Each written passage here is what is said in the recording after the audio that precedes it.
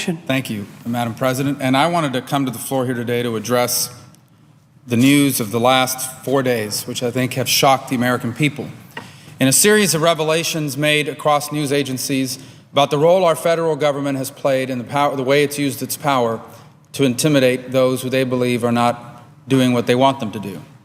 So, for example, we learned last week in testimony in the House of Representatives that there were employees of the State Department who disagreed with the direction that the way the government was handling the Benghazi situation and the word that was being put out by the State Department. They disagreed with it. They didn't like it, and they testified last week that they were made to feel threatened. That the message was sent to them very clearly from the highest levels of the State Department that they should not be talking or saying the things that they were saying. That concerned a lot of people.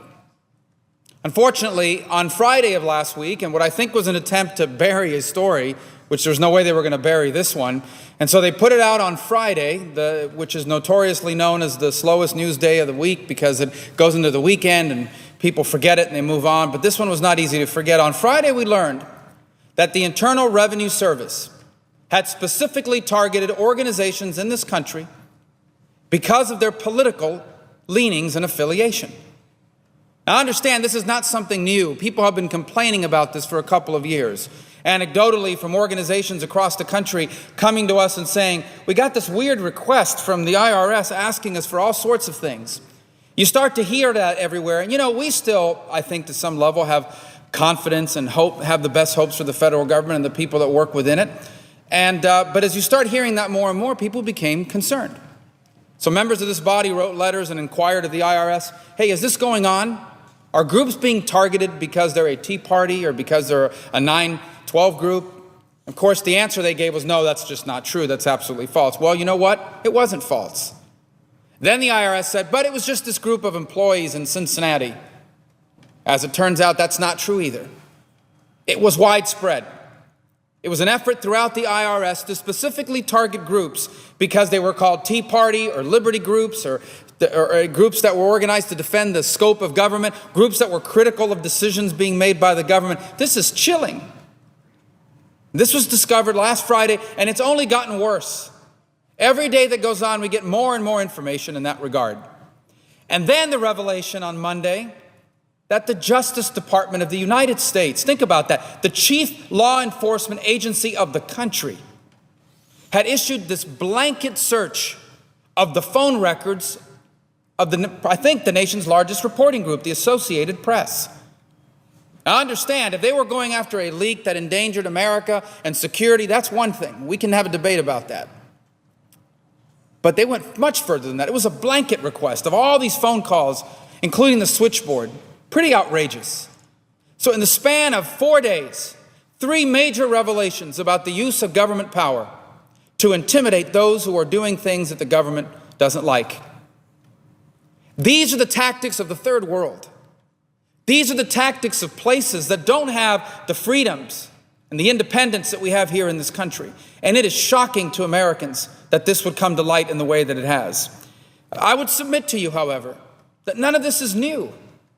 That what we see emerging here is a pattern, a culture of intimidation, of hardball politics that we saw both on the campaign trail and now through the apparatus of government. I don't have enough time in 10 or 15 minutes in morning business to cite them all, but I will cite a few that have already been discussed. Let me tell you about the case of a gentleman named Frank Vandersloot. He was a couple of things. Mr. Vandersloot was the national co-chair of Mitt Romney's presidential campaign. He was also a major donor to a super PAC that was supportive of Governor Romney's campaign. In April of 2012, President Obama's re-election campaign posted on a web a list of 8, quote, wealthy individuals with less than reputable records who were contributing to Mitt Romney. It was a series called Behind the Curtain, a brief history of Romney donors. It described Mr. Vandersloot as litigious, combative, and a bitter foe for the gay rights movement. Well, curiously enough, within a few weeks, Mr. Vandersloot was the subject of not just 1, but 2 IRS audits. One for his personal life, one for his business. Coincidence? Maybe we should find out through an investigation. Then we get word of something else. This is even more, well, just equally outrageous. And that's the case of this organization called ProPublica. which was mentioned here a moment ago in relation to another discussion that was had. Now, I want to get the facts exactly right about this, but basically, as it turns out, the IRS, someone in the IRS, released 9 pending confidential applications of conservative groups to this so-called investigative reporting agency, this so-called not-for-profit impartial. We can have that debate later, but I don't want to be guilty of doing to the donors to that group of what the Obama campaign did to the donors of Mr. Romney. But let me just say that in response, they sent out information that was confidential, that was not public, illegally. They leaked from the IRS information on 9 of these groups that was then reported on by this organization, which admitted that it came from the IRS. Coincidence? It doesn't end there, by the way. This is not just limited to the IRS. This is a culture of intimidation, a willingness to play hardball politics against your political opponents. Let's not forget the case in South Carolina of Boeing, who decided to relocate, as any business has a right to do. In the United States of America, a business should have the right to locate its operations in any state it wants. Well, when Boeing decided to relocate from Washington State to South Carolina, the NLRB came after them in a complaint, which they claimed was on the merits, but it was very straightforward.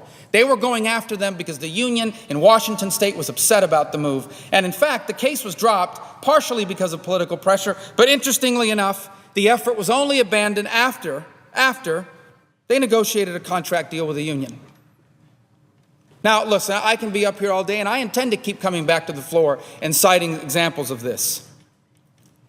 But the point is, we have going on now is a culture of hardball politics and intimidation, which is unacceptable and should be chilling to every member of this body, Republican and Democrat. This is unacceptable behavior. But this is what you get when an administration is all about politics. This administration is a 365-day-a-year, year-round political campaign.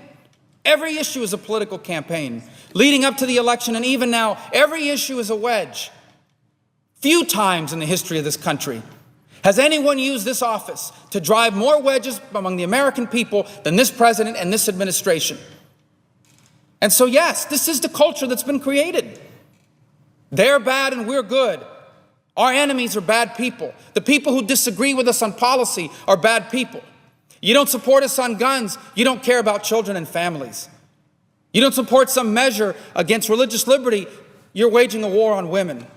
On issue after issue, a deliberate attempt to divide the American people against each other for the purposes of winning an election. That is the culture that's been created. And that culture leads to this kind of behavior. Whether it was directed or not, we don't know that. I'm not saying someone picked up the phone in the White House and said, do these audits, leak this information. I am saying that when you create a culture where what's rewarded is political advantage, when you create a culture in your administration where everything is politics 24 hours, 7 days a week, when you create a culture where every issue that comes before the Congress is used to divide people against each other, to see who can get to 51% in the next election, when you create a culture like that, it leads to this kind of behavior throughout your administration. And in the days to come, we're going to be hearing more about this. We have a nominee right now to the Labor Department who has an admirable personal story, which I admire and applaud, but who has a history of using the government and his position in government to intimidate people, to do what he wants them to do. I would submit to you that Mr. Perez's nomination is bad for the country at any time. But in this administration, in this political culture, after what we have learned in the last few days, even more so. And I hate to single him out, but that's one of the pending ones that are before us. And the point is, my friends, this is what we are dealing with. And a cautionary tale about expanding the scope and power of government.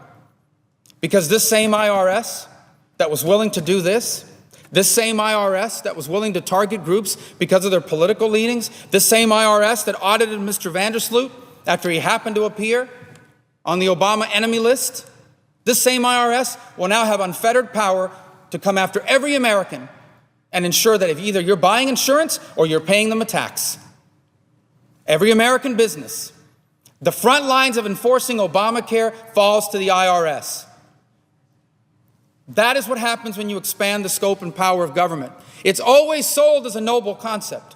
It's always offered up as government. We're going to give the government more power so they can do good things for us.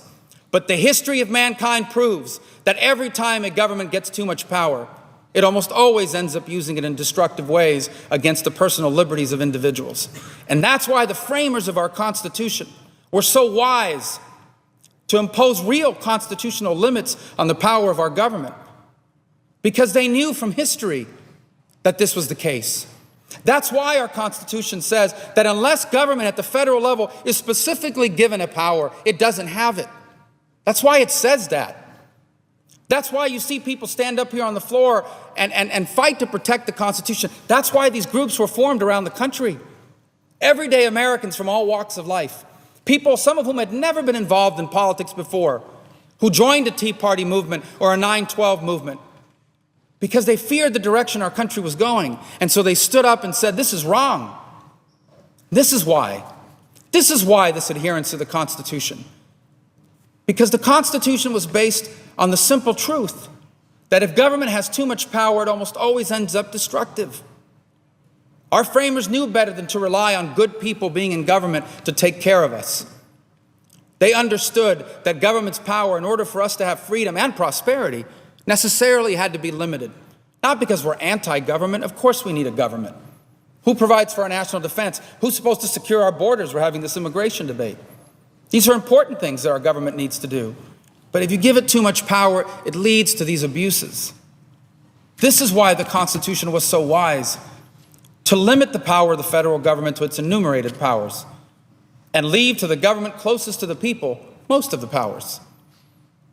And I think we should re-examine all these decisions that have been made that have expanded the scope and power of our government.